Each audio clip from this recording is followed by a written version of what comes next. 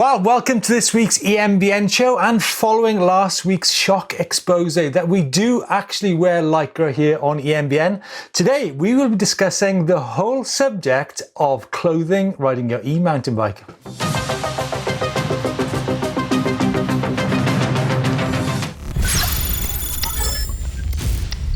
Well, clothing, it's a big subject, and the subjects do not get much bigger than myself and Christmas. So I think it's time to call in the man in the shed in Somerset. Yo, how you doing, Steve? You all right? There he is. Look at his pretty little face. Huh? No coat on. No coat on. It's raining though. Not good. Yeah, again, I'm resigned to inside again today in the British summer. Nice. And clothing, well, it actually depends on what part of the globe you live. So weather and climate has a big influence in that, whether it's hot or cold, the rainfall, whether it's snowing, it's frosty, or it's actually really humid. So that's a big factor to take into account, as too is the flora and fauna around where you live. Now, obviously, there could be a load of flies in the air, so you need more sort of eyewear, or there could be a lot of brambles and nettles, as you find here in Wales, so probably time to get the gloves out. Chris, let's begin the discussion, starting off from the top, obviously, with headwear. Yep. So a couple of options here that we see. Well, I say a couple, there's probably about 3 options. So we've got the traditional open face helmet, which we see quite a lot of riders riding around on the trail. Seems to be quite, the port of call for most riders. Then we've got the more protective full face helmet, which you see like the downhill riders and more of the enduro style guys wearing. And then we get these kind of hybrid helmets that are quite new to the market, where you can have the removable mouthpiece. Now, I seem to sort of fluctuate more, I think, towards the open face helmet for the type of riding I do, purely just because that's what I'm used to. I find a full face quite restrictive. Now, Steve, what do you usually wear? You're more of an open face guy as well, aren't you? Yes, 100%. Obviously, the kind of sultry sort of climate, which you find here in Wales, definitely suits the open face helmet. But yeah, I think you're talking about those hybrid helmets, ones such as the Gyro Tyrant, the Fox Pro Frame, the Trolley Stage, or the Gyro Switchblade. And we do actually see a lot of e-mountain bikers having this type of helmet, simply because it's quite versatile, and you've got that all-round protection with a chin guard, or you can go for the open face look, and it's a good thing to go for. But Chris, goggles and glasses. Now, do you know what? I think it's a big subject. I mean, I tend to wear glasses myself, especially in the summer months here in the Northern Hemisphere, because you do tend to get a lot of flies out and about. And that's just a plumber next door, by the way, if you're wondering what I'm looking. Now, he's wearing some protective eyewear as well. I mean, yes, there you go. Protective eyewear from plumbers and electricians. They got those very cheap ones, which are maybe £2.50 down the hardware store. But when we get into the detail of goggles and glasses, you're looking at tints. Now, I know you're a man for your mirror tints and your goggles, Chris. You've got to give us a bit of an insight into that. Yeah, I think you've got to be looking good when you're out there. I think, the look of full face with a tinted goggle is pretty, it looks pretty cool, but maybe something that's not so practical all the time. We have some of those lenses which can quickly react to the light. So if you're in and out of forest, it'll go dark and light and react pretty quick.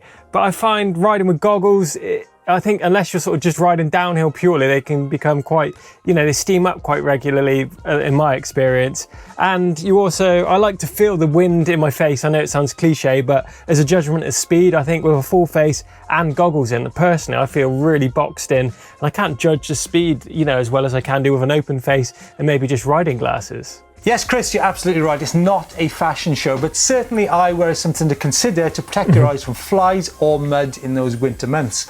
Now, let's move on to the subject of protection. Now, we're looking at back protection, arm protection, neck protection, hands and knees. And I'm sure Chris Smith is a man that has had all those extremities damaged at some point or other. Chris, are you a man for protection or not? Well, yes, definitely.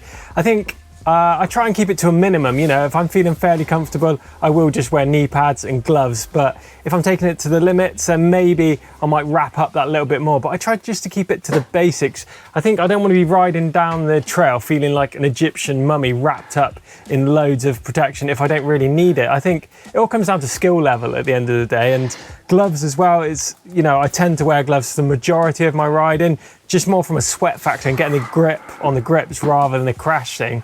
How about you when it comes to gloves? You're not sort of a glove protection man, are you? I'm interested in these thoughts that are going through your head, Chris, about you being a mummy and all that. So are you saying that protection actually sometimes gives you a false sense of security then? Yeah, I think so. As I mentioned, the biggest crash I've ever had in my life was when I was fully protected, head to toe, back protector, knee pads, arm pads, elbow pads, all that stuff on, and that led to the biggest crash of my career, breaking my back and ankle all at the same time. So not a big fan of it personally. Yeah. So I'll tell you where I'm at with protection is having broken a few parts. Then you do tend to find that it doesn't always protect you. For example, once I broke my testicle in half, so no protection can protect you from that. But from my perspective, with an e-bike now, I'm doing loads of technical climbs, and I sometimes find that knee pads do tend to get in the way. They sort of restrict that flexibility when you're trying to maneuver around the bike, quite a lot. I know knee pads are a good thing to have in maybe super rocky conditions, but I mean, why like you said, why stop at the knee pads? If you're going to do knee pads, you might as well protect the whole of your body. In terms of gloves, I think that's a personal thing. I haven't actually worn gloves for all my life. I mean, I've ridden motorcycles, and having said that, I will wear gloves in really cold winter months, and I'll definitely have the wind stopper gloves to keep the circulation going. Let's move on to tops. Now, obviously, you've got a load of technical materials when it comes to tops. I do tend to ride I actually use new EMBN tees, by the way. We need to say about them, Chris. Look at these. Look at the new colours. Look at the new colours. You could look as cool as me and Steve. Look. Nice new colours. What colour are you wearing today? Please don't say blue. I've got the blue one on. Damn, we didn't do the what you... As you can see, there are new eMBN t-shirts in the shop, a range of fantastic colours. I'm sporting the plum, and I didn't realise that Chris was wearing the blue, hence we've gone for the quick change. Now, on the subject of t-shirts and tops, as you know, we do actually wear t-shirts riding in many parts of the globe here on eMBN, the ones you can get in the shop, but there's loads of different options on the market. And obviously, it depends on where you live in the world, and please do get involved in the comments and let us know what type of clothing you wear wherever you live. You could be living in Alaska or Russia or California, as we've seen in many times in the Bike Vault, or indeed here in the Welsh Riviera. Anyhow, Chris, technical materials, t-shirts, base layers, all kinds of things to talk about, right? Yeah, definitely.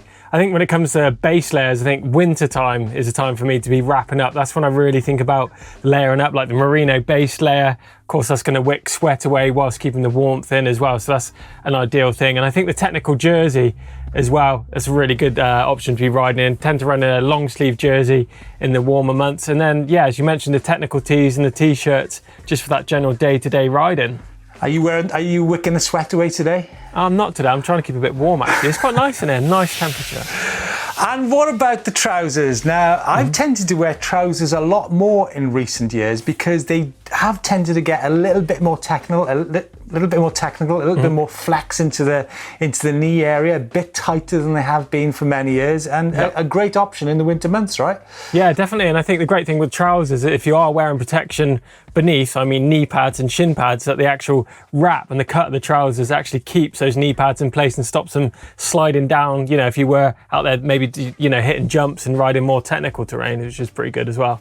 I think we need to expand on this a bit, Chris, because obviously the type of riding you do, you tend to ride bike park a lot of the time. So what we're probably, I do tend to ride up in the mountains and the hills, and probably a very different type of riding to what you do. But nevertheless, I'll still wear trousers, like I said, because they have become a little bit more flexible in recent years. But what you're saying is you wear a protective trouser and a knee pad in the bike park. Yeah, so it just keeps it all under wrap, and I think the problem with shorts as well, sometimes I've experienced like the end of your shorts, you hit a jump and you land and your end of your shorts has gone over something like you drop a lever, you can snag up, or if you do a trick, your handlebars can get snagged in your shorts, and it is a bit more of a nightmare. And I think if you've got that tighter, more textile clothing in, it's just going to protect you from those sort of horrible things as well that can happen.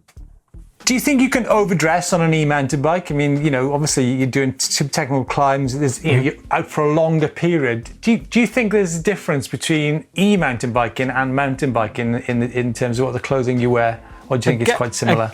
Again, I think it depends on where you're riding. I think definitely in the winter months, I think you do get a bit cooler, maybe if you're not working so hard on the e-mountain bike. But if you design the route well enough and you're working hard enough, then I don't think there's much difference, to be fair.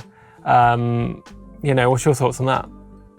Yeah, I think one thing which is a key part of the e-mountain bike riding is having good fitting shorts. But not only that, having a good liner to go with it, simply because you're spending so much more time in the seat of an e-mountain bike as opposed to grinding it out, stood up, getting up those hills. So I think a really good quality liner plus a short that fits you well and doesn't fall down and get snagged up in the levers and the handlebars or around your ankles. Although maybe those shorts will be around your ankles for different reasons. Nevertheless, a very important part of your e-mountain bike regalia. And one final thing, I think we should talk about backpacks. Now, obviously backpacks depend on the type of ride you're going on. I think on a minimum level, you should be looking at water, patches or tube, tie levers, pump, and a bite to eat. And of course, you've got the maximum side of things where you're going to be looking at carrying a battery, maybe a hanger for your derailleur, and something that my wife is trying. Is this some kind of game of what's it called? What's the game called? What's the game called? I know the one you mean. I can't think of the name. The good miming one. The miming game, the wife is trying to say something to me. I've got no idea. What are you trying to say? A coat, a waterproof coat, of course. Jacket. A jacket. Yeah, I mean, go for the most primo jacket you can actually go for. It'll and a windproof, breathable fabric will save your bacon in those difficult moments. But anyhow, let us know what clothing you prefer to use on your e-mountain bike. And remember, all of us live in different parts of the globe, so we've all got different requirements. Not simply what Chris wears in Somerset or myself in the Welsh hills with the sheep. So get involved in the comments down below. Well, the e-mountain bike news has been flying out of the doors over the past couple of weeks. And this week, news from Canada, from Rocky Mountain, that they've got a range extender for their PowerPlay bike. Now, the Rocky Mountain PowerPlay has already got one of the biggest batteries on the market at 672 watt hours. But they're adding on an extra 330 watt hours to take that to, let me quick calculation, 1,002 watt hours, which means that is a monumental amount of range on your e-mountain bike. Comes in at $649, weighs 2 kilograms, and is a massive upgrade to your Rocky Mountain PowerPlay. Definitely, it looks good. And meanwhile, Bosch, well, they've recently celebrated 10 years of the Bosch e-bike drive system. And with that, they've launched a vision of what they see e-bikes looking like in the future. And I think this looks pretty interesting. It's got a more of a town sort of cross-country, you know, tame trail look about it. But I think it, you know, the stuff has got going on. We've got integrated full suspension that's actually built into the frame on this bike. You've got a carbon integrated bar and stem, which houses that display on nicely on the handlebars, looking super futuristic. It's got the Performance Line CX motor on there, 625 watt in-tube battery, that nice new Neon display in there, looking super sleek. And you've got like luggage racks, integrated lights, and then you've got an ABS system that is actually hidden away behind the stem with some funky mag wheels. And I think even that carbon frame has scoops on it to let the air into there to cool the motor. So it's pretty futuristic, that, Steve, isn't it? What do you think about that? Yeah, well, I tell you what I think about it. I know that you're a man about town, and it's certainly something which I can see you riding about in the Somerset Somerset urban scene over the next few months. I love that luggage rack on the front there. Absolutely full of tech, isn't it? It's pretty exciting. Yeah, I reckon one to take on a trip from the city to a summit in the future, for definitely. Yolanda Neff out on the e-bikes. Wow. Yeah, she's out on a rail, looking, getting into it. That's a good face to have on the e-bike. That's a shocker. And what about this then? Crawford Carrick Anderson's daughter. Yeah. Is she on an e-bike? No, so this isn't actually on an e-bike, but I was super blown away by this. This is, as you mentioned, Crawford's daughter, but she rides for the Timo race team. And I mean, just check out her wheelie skills, doing that one-hand wheelie and then flipping around that post loads of times. That is absolutely insane skills. That is good work to see that. Absolutely amazing. Nice one. Whoa, absolutely amazing skills there from the daughter of a former teammate of mine, Crawford Carrick Anderson. Now, nice. Let's move on to what's on the channel this week. On Friday, Chris looks into planning a post-lockdown trip. Lots to think about in terms of safety, but certainly one to tune into on Friday. Now on Sunday, we're going to take a look into how to kit out your van. Now obviously, during these difficult times, many people will be a bit reluctant to travel on a plane or go and stay in a bed and breakfast or a hotel. So maybe a van life could be a very viable option to travel on travel with on your e-mountain bike. And then on Monday, Chris, 5 items you will need to replace. Yep, so just running through those items that you will need to replace at some point on your e-mountain bike. A few different things, tires, drive chain, disc pads, all that stuff coming up. So be sure to tune in. Loads of cool content coming up this week. Well, loads of fantastic engagement from you guys from different parts of the globe over the past 2 months. It's been fantastic to see the debates going on all kinds of subjects, from motors to skills and bikes, and well, fantastic times in the e-mountain bike world. Now, this week we're going to be focusing on the comments on heavyweight versus lightweight e-mountain bikes. This is from Black Tiger 955i. And Black Tiger says the weight difference is about 6% of the total. So in my opinion, unless you're a pro rider, you're not really going to notice much difference. The biggest difference will be felt due to the geometry and bike setup. Oh, controversial. Interesting. Yeah, definitely. But I don't know. What's your thoughts on that? I think you definitely do notice jumping from one of those heavyweight bikes to the super lightweight bikes instantly. I think lifting up the front wheel, things like that, I think an average rider would notice that. Did you see how Chris Smith offloaded that back to me? Look, I think you nailed it on the head, Chris, when you did the different riding downhill at slow speed and higher speed. Now that's where it comes into play. That makes a huge difference. You can actually ride a heavier bike just like a lightweight bike if you've got the right timing and the skills to negotiate the trails. Now, moving on now to trap toes. I'm only assuming the trap toes is a West Wales based comment. What's going on with Chris's gloves? They keep disappearing and reappearing. Well, trap toes, if you are from West Wales, you'll know all about gloves and all that from that climate down there. I'll show you that in an upcoming video. We'll be showing you how to make your gloves appear and disappear on the trail soon. And Moonbather, Chris, Moonbather. Yeah, I love my e-bike and find the heavyweight is great for learning how to ride downhill trails as it gives me the extra stability. But I would love to have a play on a lighter weight bike to try out some tricks and wheelies. Really struggling to get them aced on the heavy giant Trance E that I ride. Well, as Steve mentioned, it's all about timing and getting in tune with your bike. And actually, I think one of the biggest things to be using on those heavier bikes is actually getting in time with the suspension and really using that to the advantage. Because you see the stuff like the motorbike trials guys do. They got a bike that's even, probably 3 or 4 times heavier than our bikes.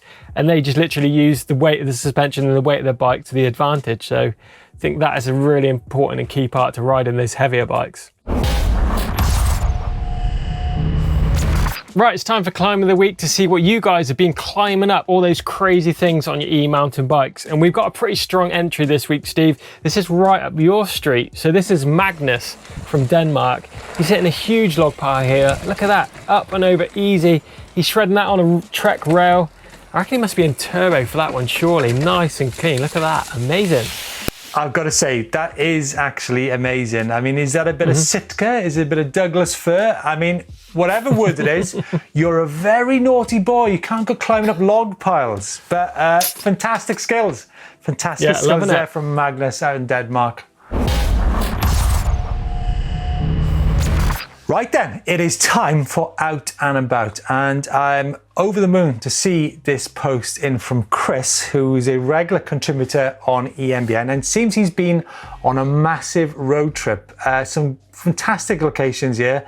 Very, very jealous, Chris, of what you've been up to. I mean, I'm just blown away by some of the landscapes on your Specialized Lever comp up in North Yorkshire. Now, Chris says that he's had a week off work that coincided with some fantastic weather, and the mate being off too, rode every day for 10 days, visiting old favourites, exploring no routes on the moors, seaside visits, and some bike parks, and just enjoying the e-bike life. Do you know what? Some cracking shots there, and exploring the UK, doing a local road trip. I think it's fantastic. Yeah. It's so good to see, and hopefully we'll be seeing more of this over the next few months. So please do get involved. You know, send us your pictures in of the trips you've been going on, whether they're like an overnighter or a multi-day trip. Definitely. I think you must have a drone there for some of those shots. Absolutely amazing, aren't they? Nice. But next up, we have 70-year-old Rob. Now, this is pretty cool. He's riding a high bike X-Enduro All Mountain 3.0 up and over Mount Wilson in LA in California. He's climbing 5,200 feet up there. So that's a hell of a climb there for a 70-year-old Rob. Loving that shot. Nice one. Yeah, the young man looks like... He's having an epic day out. Yeah, it looks like Martin's been in the wars a bit there. He's been hitting the trails of Cannock Chase, literally, on his trek rail, injuring his leg pretty badly. Get better soon, Martin, for definite.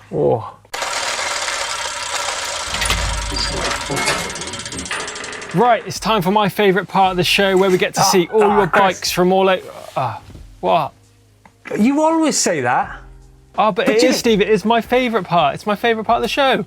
But you know what? It's actually my favourite part as well. So let's dive in. Let's get in. Well, kicking it off. This is nice. This is a nice looking cube, and this belongs to Chris out in Cannock Chase. He's on a Cube Stereo 160 Action team. He's saying he's had his Cube for 1.5 years now, looking a bit tired, so he did a new paint job on it over lockdown, full service. Even had a hand-drawn mint sauce on there for Mr. Ashton. I'm thinking that has got to be our first Super Nice. And he reaches down. Down, Steve. He reaches down for the bell. And the bell that says the beginning of the Super Nice sequence. Anyhow, moving on to North Shore action here. Going on from Terry on his Specialized S-Works out on Vancouver Island, riding a trail called Armageddon. Big drops there that are not for my 51-year-old bones. Took the easy route there, says Terry. That is nice. That is very nice. It's a nice shot. Whoa, look at this one. This is some Onza porcupines on this bike, looking super retro. This Spectral on, this belongs to Nicholas from Aarhus in Denmark. He says, just done testing the new tyres out, which are the Onza Porcupine White and 2.4s, and he's loving the new skinny tyre in the rear, giving him a bit more range. That is a nice shot, I think. Are you into skinny tyres, Chris? I am on cross-country bikes, but not on anything else. Okay, right. And definitely not gravel bikes, like yourself. Yeah, wow. Bit of bike elevating going on here. This is Kevin, who is high up on a Moose Mountain in Alberta, Canada. On his Norco site, VLT 3.0, using the tree as a prop for the ultimate vista. Chris, only one way that's going.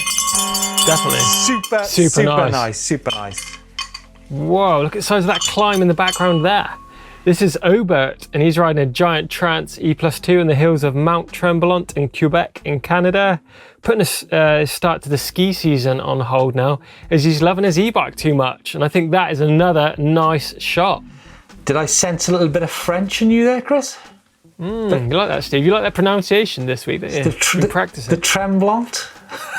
Tremblant. Yeah. Very nice. Oh, this looks amazing. What a great spot to ride. Bike park action here from Ben, shredding his 2020 Norco VLT. He's riding the NV Gravity Park on the Gold Coast. Now, this is the first weekend the bike park is open, and he's loving being able to shred it back down here again, and the first time on his new steed. What a beast. Super nice. Super nice. Whoa, I can't actually see a bike there, but I think there is blended into the background there with that green colour.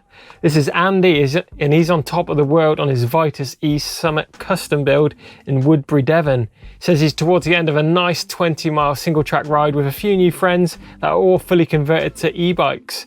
Nice shot that.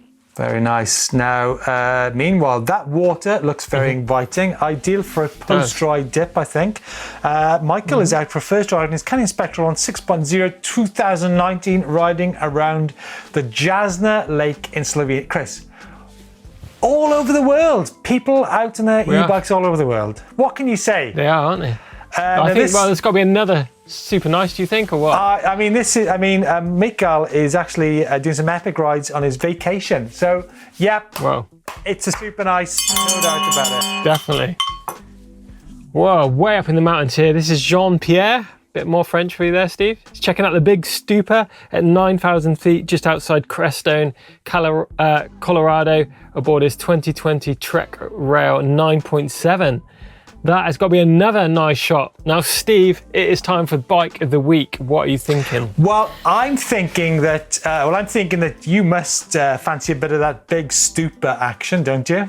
Huh? I'd like a bit of that. It does look good. Doesn't it? Chris, for me, I think there's only one bike in it this week, and that's Michael out in Slovenia with his Canyon. A hell of a shot that. That's a nice one. Yeah. It's not a nice one. It's a super nice one. Super nice one. Great job. Nice. Love seeing those bikes there. So keep them coming in. Anything you want to send to us here at EMBN, use the upload service. It could be you on next week's show. Yes, and don't forget the new T-shirt. Loving the new colours, Chris.